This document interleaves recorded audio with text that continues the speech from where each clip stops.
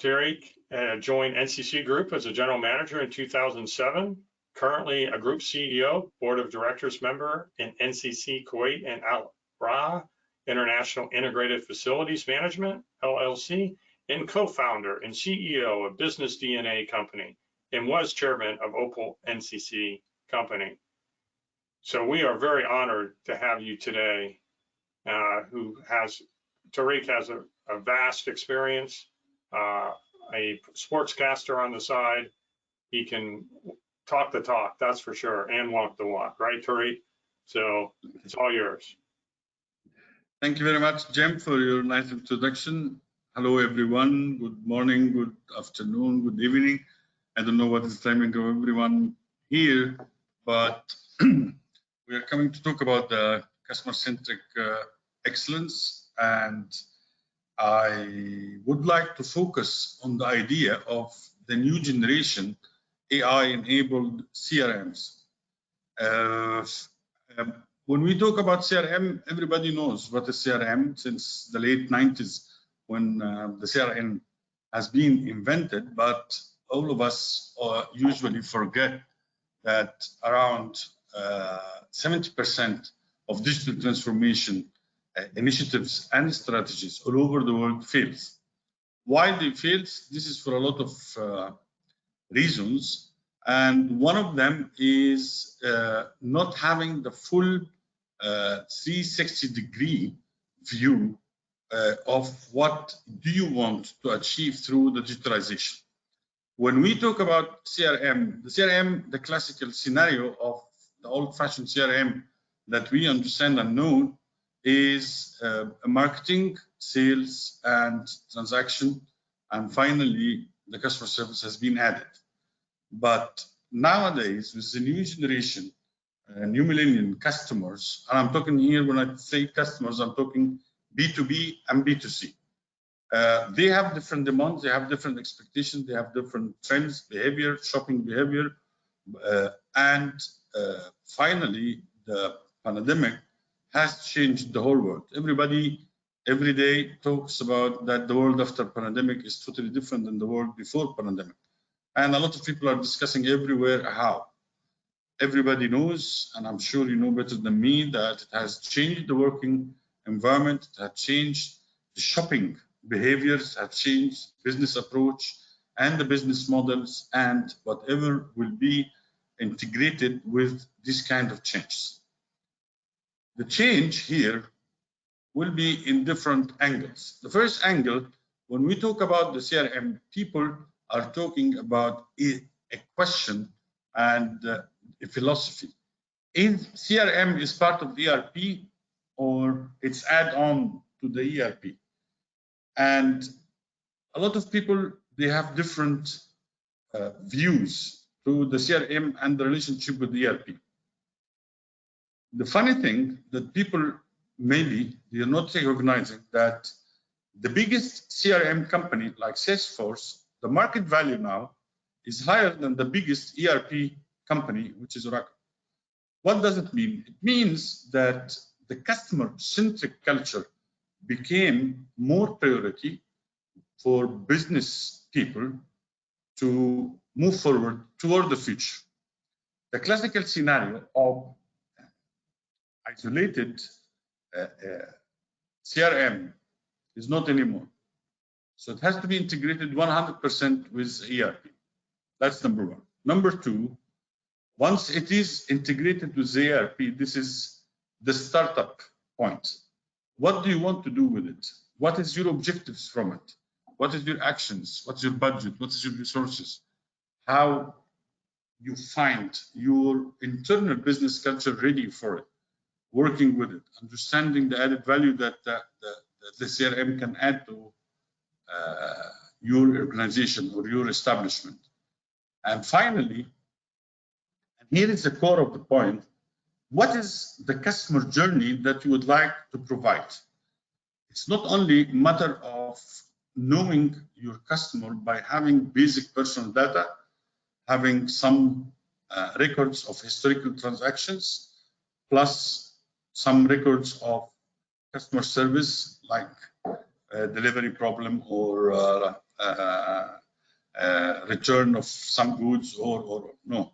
You need now 100% to design your conceptual management progress and to be integrated with the ERP in a way that you allow you to look forward to the future with predictive intelligence that works and provide real-time scenarios with data-driven insights that are able to deliver the optimal customer experience that you initially planned for. Here, there is a lot of new factors. Of course, it's not now new, but I'm talking about new in business in the last 20 years. And the first factor of it is the social media, the online activities, the e-commerce, the availability and the flow of the market data, the economical data, the credit score and history everywhere in the world, the financial filings, and add-on applications like the geographical fence, location maps, and so on. For organizational approach to achieve this, you have to understand the idea and the added value of the AI-enabled CRM application. So first, is it B2B or B2C? Second, how can they make the customer closer to their business to let them understand better who is their customers and what he or she wants, and how they can serve him better, her better to make it more intimate, more loyal to their brands.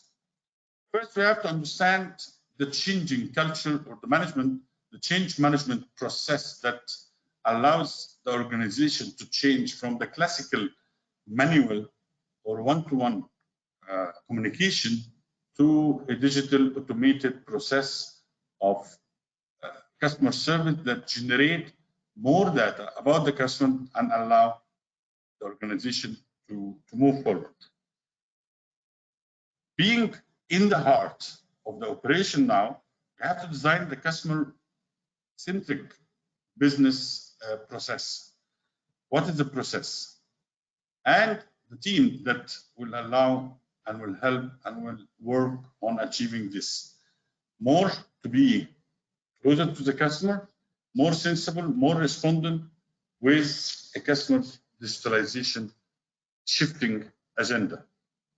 So every organization needs to understand the ability to understand the customer, engage with the customer, earn the trust from the first transactions. The customer digital the transformation is not just understanding the importance of the change management and the new millennial shopping behavior or buying practices. They have to understand very well the evolvement of how to put the customer in the center of the business. I.e., when we talk about a credit process in any company, I'm not talking about banks, I'm talking about SMEs, let us put it this way, for any B2B or B2C company. Here, the customer profiling is very important with a lot of data about him or her and the future of him or her and the requests of him or her with the credit history that can allow you to give that much credit or not. This profiling will allow the customer to be more transparent in this issue to the company and allow the company to be able to manage the risk of dealing with a new transaction with unknown or for first-time customer and to move forward with them with a kind of profiling that everybody dealing with the client understand exactly who is he or she and what they want and what is his credibility and the requirements and needs of him. But how to create this? To create this, first of all, you have to understand your business, your service. What are you providing to him? Here we'll come back to the business model, the initial first steps of establishing the business. What is the core value that you are adding to the market, and what is the proposed values that you think that the customer wants it and you are the best one to provide it to him. I don't want to give a lot of examples, but one of the major examples is the difference of the service approach of Uber versus the classical cab or taxi. A lot of people in the beginning, they were very much afraid of, I'm talking about maybe Middle East, but I'm sure this happened everywhere in the world, to give their credit card details into any unknown application. So what about if I put it in Uber? Now people, they trust Uber. You have their credit card, you don't have cash, no problem. And the service that Uber provides you is not only transportation, but it's a kind of security, it's a kind of availability, time factor, and location factor. So when we talk about Uber, we're talking about even change of the service itself, the way of the service, the quality of service, the approach of the service, the variety of the service. Knowing this and having a lot of data connected to the CRM for any service will allow you to understand where is the demand, where is the successful areas of your organization or geographical areas that you can compete better. So again, it's up to you to return back to this data and to decide, should I move forward here? Should I develop here? Should I shut down here? Should I review my process here?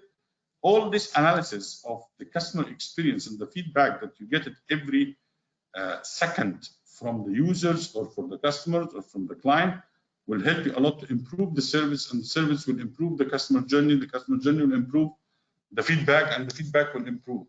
All this now is 100% data-driven journey. This data will never appear or will never come unless the system is 100% integrated with all the touch points of this client journey. Most important thing, when you change the culture, when you focus on the customer, don't forget that at the end of the day, this will be done by people, by your people. So you have to be very much keen for the people and to serve your people who serve the client, that these people are ready for a change. These people are qualified to do this change. These people believe in this change and facilitate the change for these people by providing the right technology and the training of this technology to these people, and with a kind of the understanding of the whole process, why you are doing this. Because one of the challenges or one of the obstacles that the digital transformation initiative failed for it, that people genuinely are under the impression that this is against them because they will lose their job with every automated or AI activity will be taken forward in any organization. So again, one of the things that we have to focus on it to allow the journey to be successful is to grow across the departments. So there is no isolated island departments. People has to share. The function has to be across all the departments. The sharing of the data will be sharing of success, will be a kind of corporate governance, and everywhere will allow people to understand that they are monitored, and they will understand very well how can they deliver the service that are decided, or the quality of service or the standard of service that is set by the management and paid by the customer. So the technology here is available. No doubt that the technology is available. And I think it's available fairly to everybody. And the prices of the technology are getting down and down with the cloud spread all over the world, the cloud computing all over the world. People now, and especially the startups, they save a lot of money in the infrastructure by being on the cloud. So the investment of the IT is lower now. So where is the problem? The problem here is, first of all, to decide what do you want. That's number one. What do you want as a company? What is the major points of your business model? What is the differentiation or the competitive edge of you versus the competitors, of you as newcomer or as old comer?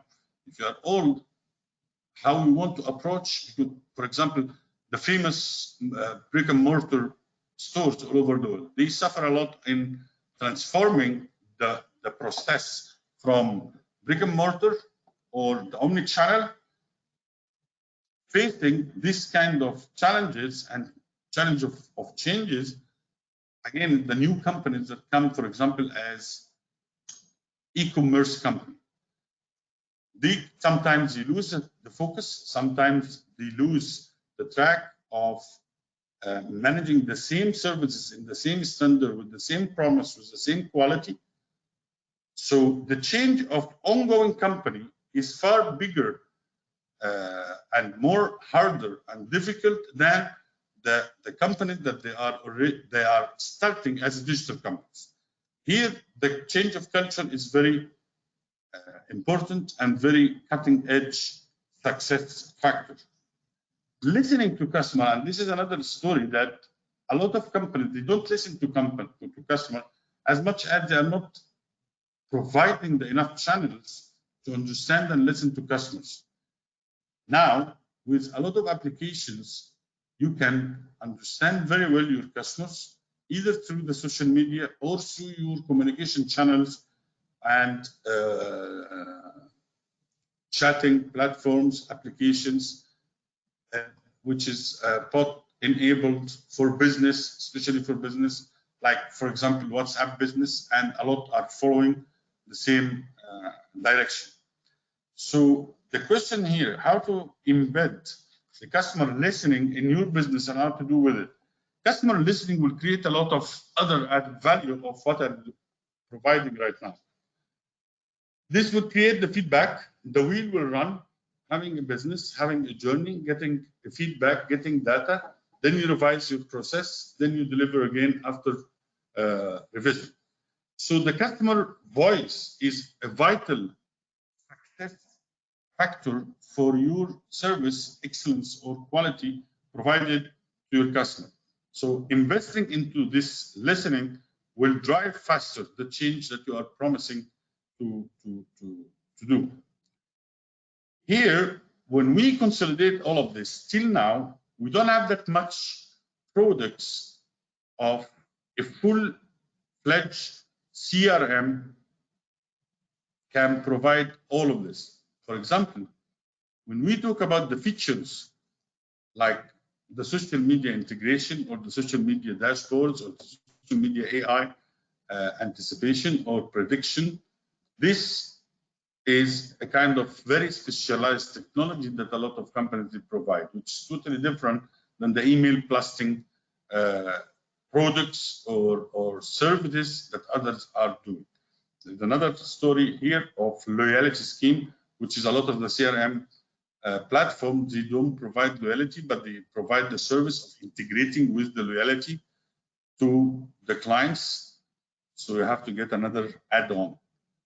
The same when we talk about, let us take one example, which is one of the challenges that we face in our group, which is the service delivery. When we want to apply the same standard of the service delivery to a construction company, which is B2B with a lot of sophistication, which we have to take it in consideration while we are designing the CRM for them or the customer journey. And even here, the customer may be a governmental office, maybe a private sector, maybe big project, maybe small project. But here, integration will happen with a kind of project management software or application that has to be integrated with the delivery that will give you exactly the planned project, how it is, the communication channels with the customer, the update of all reports related to it, starting from the cash flow report, the progress percentage report, the QHSE, quality, health, safety, and environment reports, score sheets, inspections, audits, and at the end, the invoices. If you or anybody can have all this kind of integrations and add-ons within the centric journey of each customer treated with a kind of personalization and integrated 100% to the ERP, I guess customer will look at the company from different perspectives because not a lot of other companies are looking at them this way. But this starts with, as we mentioned before, start with the planning, what you want to do, how you want to look at the customer, how you want the customer to look at you, how to deliver your message, how to use the social media to the extreme, as a two-way channel of communication. You deliver your message, you deliver your promise, you understand what's happening, you understand what the clients wants, what your customer want, and at the end of the day, with the whole analysis of that, you'll find yourself in a predictive mode that you can understand what happened and understand what should happen with the customer service journey that we are talking about. Here, this dilemma that everybody faces all over the world is sorted out by this approach. Why it is not 100% implemented everywhere? That's because of the human nature. When we talk about strategy, for example, and the balanced scorecard in implementing any strategy or performance management of any company, as we all understand or learned in the management colleges or schools, more than 80% of all over the world are failure to implement this, to understand this.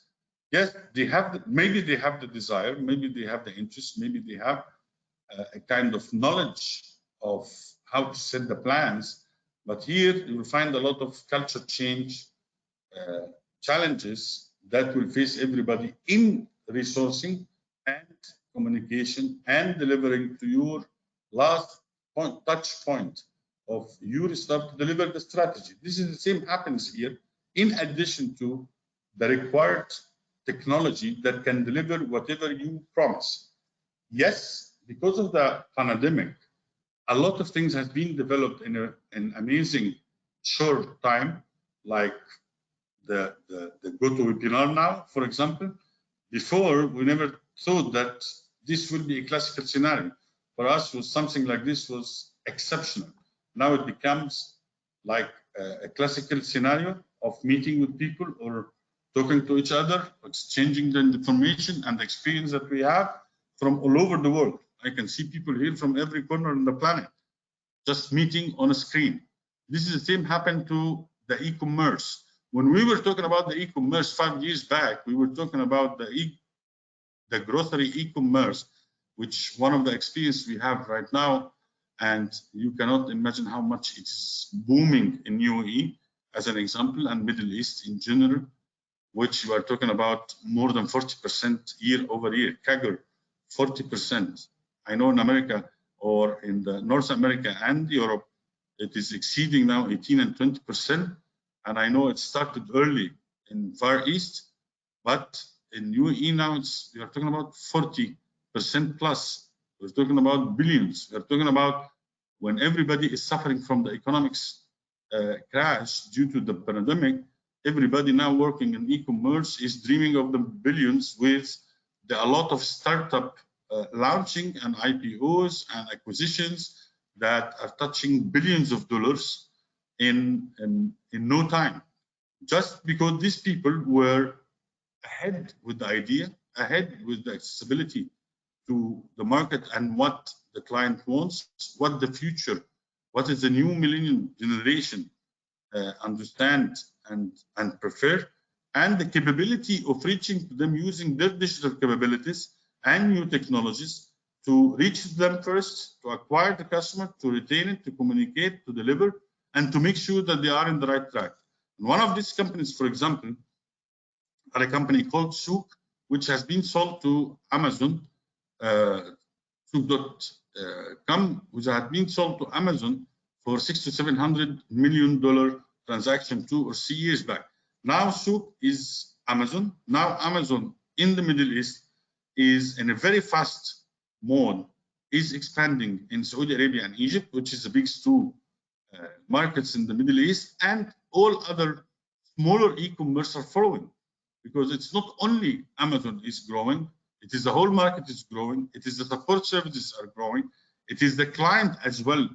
Shopping behavior has been changed toward this e-commerce, which became like a fashion, which became like the most convenient mode of purchasing right now.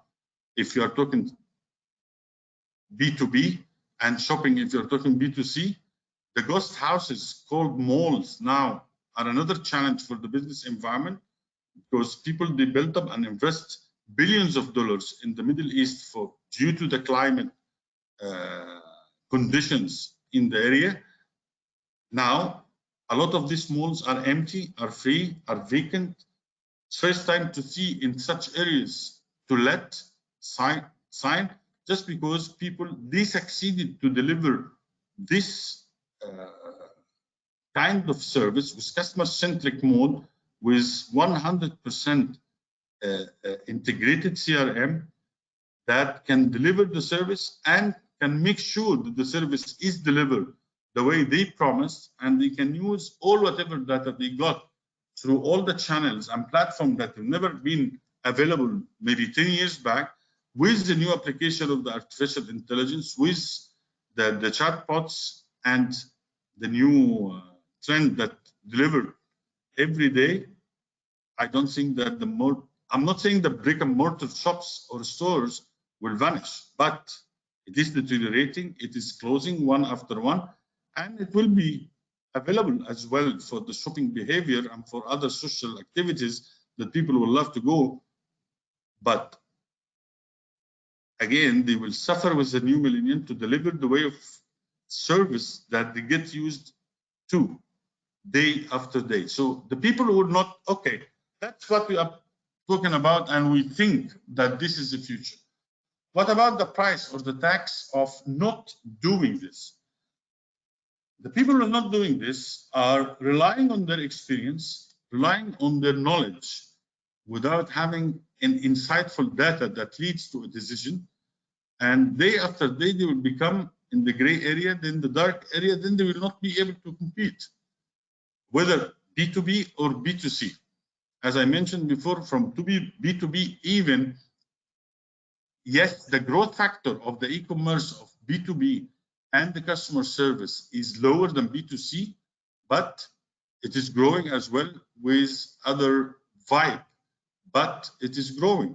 And people who, again, is having any B2B e-commerce not to publish the prices, and they have their belief that they have to be conservative prices not to be published.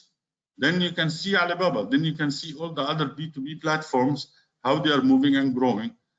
The new supply chain modules with the online bidding for companies and the integration of this with the CRM of the suppliers, knowing the volumes of everyone, knowing the trends, knowing the movement up or down in the movement of the prices, will give them the priority and the 2, 3, 4, 5 steps ahead. I'm talking about now. Later would be 10 steps ahead of other competitors that they don't have such data, and they are just relying on their experience, taking things for granted as the kind of taboo that cannot be touched. The last but not least, which a very important point that we tried to test it here in the AI platforms of CRMs, are the customer service corporate governance. How to make sure that the customer is getting 100% the service, and you measure, for example, when we talk about the efficiency, and this is one of the tests that we have done, when we have tested the efficiency of the cashier of our supermarkets by calculating how long average is each transaction is getting, with how long average basket that they are achieving, and what is the speed of service that we provide, and how long the queue is getting moving in the supermarket, and the effect of this, of the customer feedback. Trust me, the results are amazing, especially if you can involve some kind of cameras and you have your own analysis and insights out of this. The other point of this corporate governance is the QHSE. We, as an example, developed QHSE, as I mentioned before, stands for Quality, Health, Safety, and Environment. We have developed a platform, as an example, to monitor, and it's very simple technology. I'm not saying it's very sophisticated. The sophistication here is the speed and the analytics of the quality and the health. When we talk about the health, for example, if we give an example of a supermarket, having sensors in each fridge, giving the temperature of the fridge and giving alarm if the temperature is lower than the fridge, and giving automated maintenance order to the allocated maintenance guy that would be alarmed immediately if the sensor give that the temperature is down. So translate this into a maintenance order that the fridge has to be maintained. So the maintenance guy has to go immediately. And all this process from the reading of the temperature up to the maintenance and closing the job order of the maintenance on his mobile and giving closeout report and consolidating all of this into calculation of the safety, the food safety and the HACCP systems, that the food is always not in a risk, is in the right temperature, is in the right quality, it's not melted if it is ice cream, it is not rotten, it is not having wrong direction of temperature. The same for vehicles, the same for speed, the same of route optimization. All of this, consolidating all of this with a strategy, with a 360-degree vision from the management. I don't think now it is important. It is difficult, or it is unbelievable, or it is unachievable, provided that from the beginning the vision is very clear, the strategy is transparent, the strategy is communicated to the lower level of employees up to the touch point with the customer, and controversies. The same will come back, which you can measure the performance of this stuff with the customer. You can review what the customer will say. You can understand all the data of the customer, and you can personalize more and more and more this service to this customer. Like, for example, which is very normal practice now. When the first time we were talking about it, it was for us a miracle. Now it's okay by understanding or automated happy birthday card that goes to the customer in their birthday. This is a very nice, touching point emotionally to the client that makes him feeling like he's part of the family, or sending a small gift. We have a diet food center which does this in the birthday.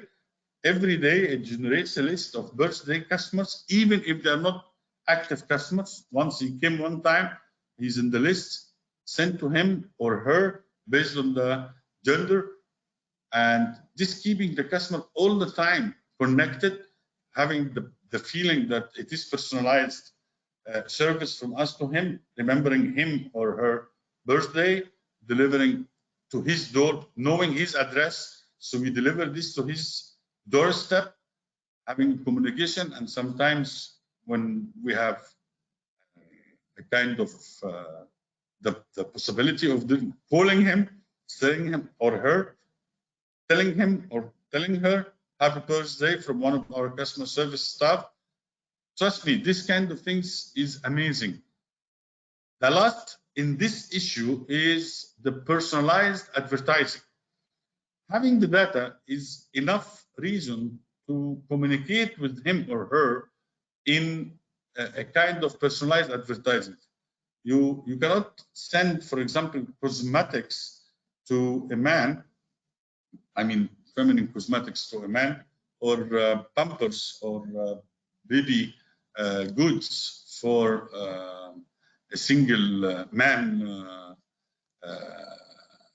address, unless you know him. You know he's married, you know he's not married, you know his birthday, you know his how many children he's had, you know his religion, even for the religious holidays. So you send them in the Hindu holidays, a card for this holiday, for Christmas for Christians, Ramadan blessings for Muslims, and so on. This again will do the same. Consolidating all this effort and knowing all the steps and working on change management and revising all the technologies and reviewing all the insights and having predictive analytics that allow you to understand more the future.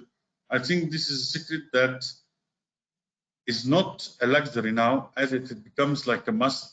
to know your customer, to have the customer in the centric process or in the center of the process that you are managing right now, starting your day, as I'm always saying to my staff, by opening the CRM, not opening the ERP. Thank you very much. Thank you, Tarek. Fantastic. Thank you, Jem. Thank you.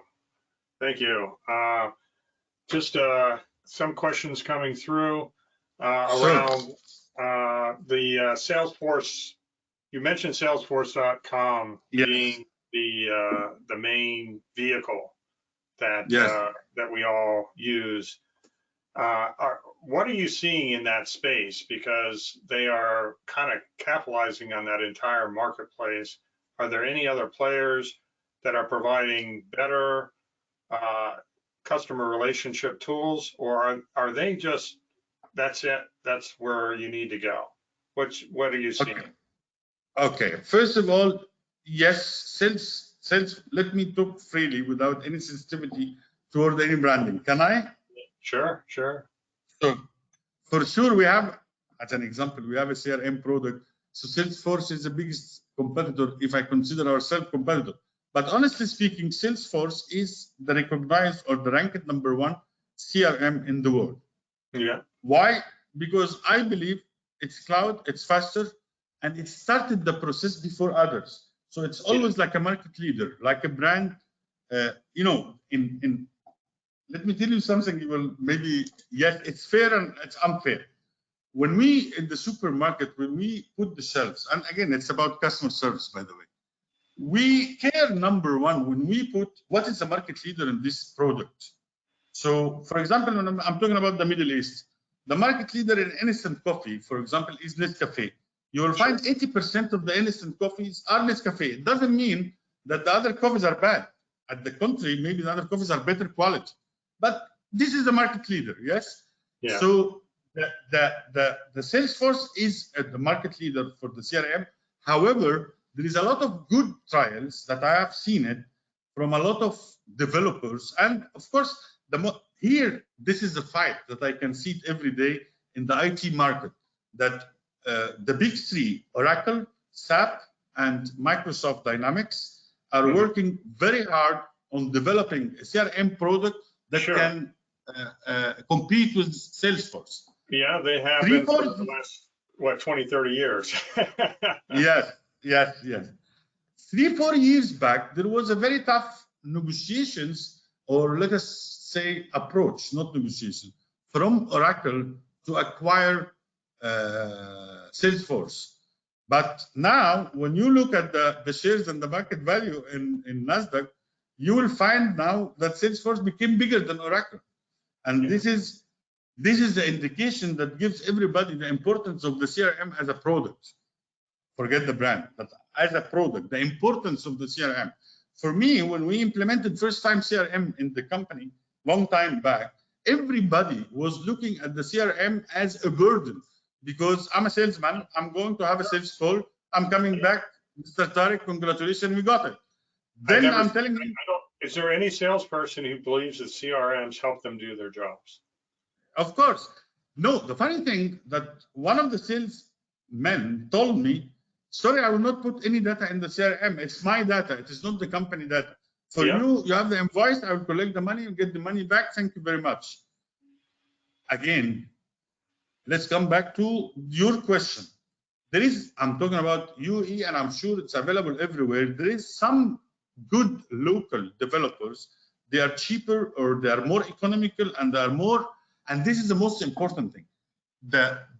When people, and this is my advice, when people choose any software, people always fascinated by the brand and the fame of it, while maybe you are not, say, culturally ready for it. That's #1. Maybe it is far bigger than what you need. Start by a small thing, learn, introduce the culture, and then you can develop an upgrade. #3 is the customization. Sometimes some companies give a free product or more economical product, and he hits you heavily in the customization and configuration and integration. And these 3 elements in the IT world in most of cases are now more expensive than the software itself.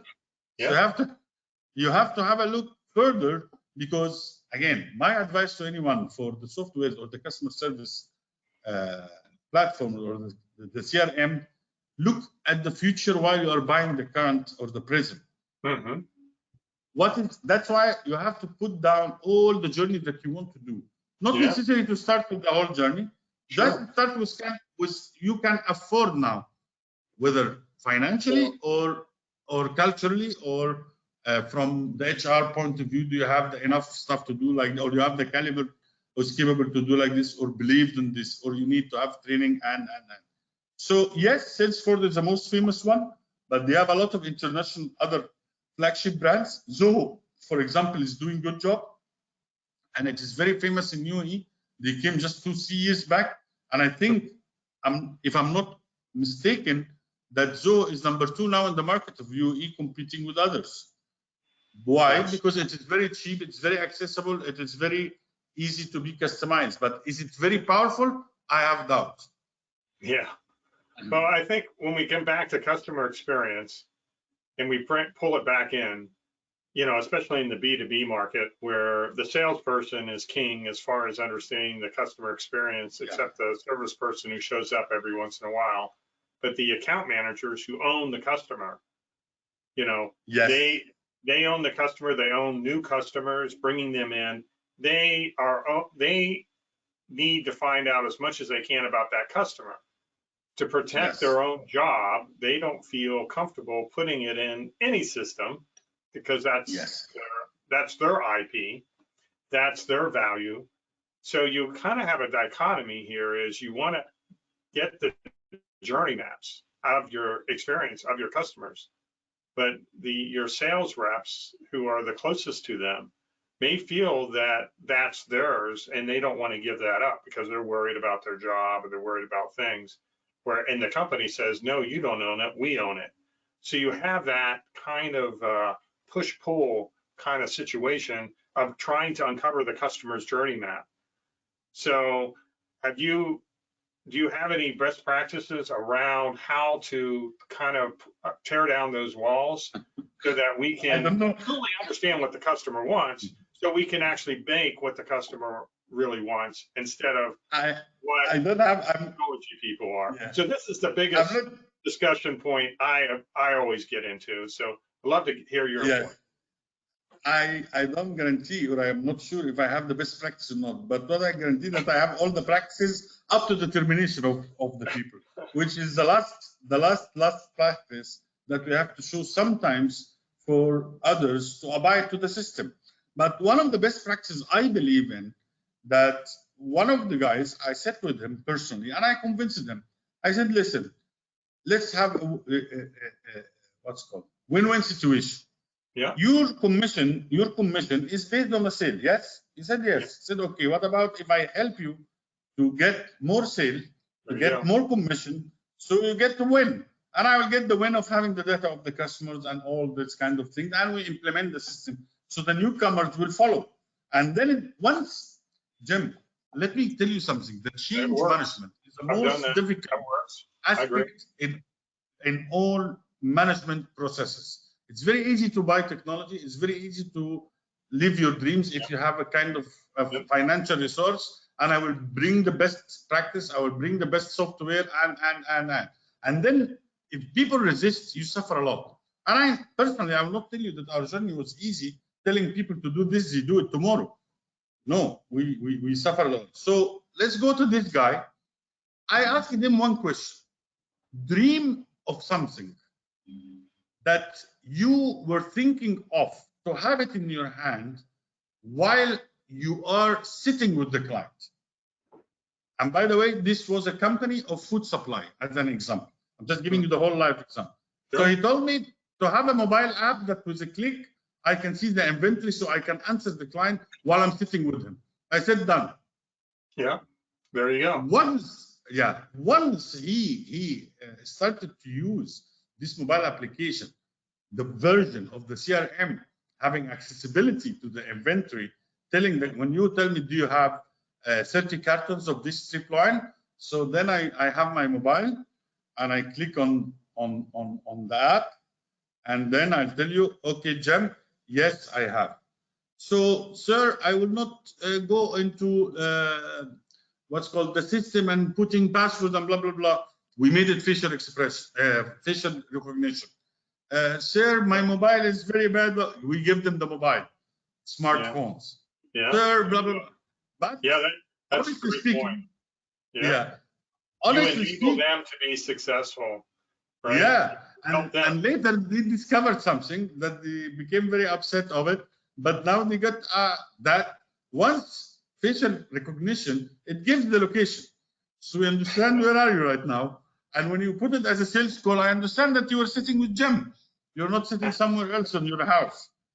By the way, this kind of things helps even for their, and for example, when we talk about the connectivity of the delivery vehicles. Now the drivers, and I'm telling you by experience, just knowing that they are monitored, and when they cross the limit of speed, and they get a notification by message from the system, listen, you are faster, slow down, blah blah blah. Trust me, the number of accidents we have now is almost nil, almost nil. So they understand that it's good even for their lives. So the whole journey, yes, I want to know where are you. That's 100%. I want to know where is the car. In our system, we monitor the fridge temperature while the car is on the road, because one of the problems that we face with the client reviews, that sometimes when we send them the things, they come that the frozen are melted, the fridge is not in the right temperature, this kind of things of food sensitivity towards the temperature. So having this monitoring system for all the vehicle is late. It's not, because sometimes some companies, they do the receiving within a very limited number of hours in the early morning, so they can close the receiving area and they can work on the production. I'm talking about food. So monitoring this helps the drivers to wake up early, to go in a safe mode and speed, and to have the fridge in the right temperature, and to deliver in the right time and the right temperature, and increase the customer satisfaction from the service excellence that you got provided. And the driver 100% is happy because he's safe and he doesn't need to go over speed to deliver in time. Fantastic. Tarek, thank you for those insights. Thank you. Unfortunately, we are out of time, but I think we could go for another hour. I would enjoy it. So sure, talking about service and customer will be endless. Be endless, that's right. Well, thank you so much. And Tarek, as Tarek signs off, again, thank you so much for your providing insights. It's about the people, it's about the technology, but at the end of the day, it's about the people, right? 100%. That's why let's connect on LinkedIn, and we have our... Look forward to it, Tarek. All right. Thank you, Jem. Thanks a lot. All right. Thank you. All right. So Tarek gave that fantastic presentation, really, the practicality of the customer experience. It's fantastic. Thank you so much, Tarek. And at the top of the hour, I will be presenting at the title of my talk, if I could spit it out here, is Discovering Growth Through Your Customer Needs and Priorities. I look forward to seeing you at the top of the hour. Thank you and have a nice break.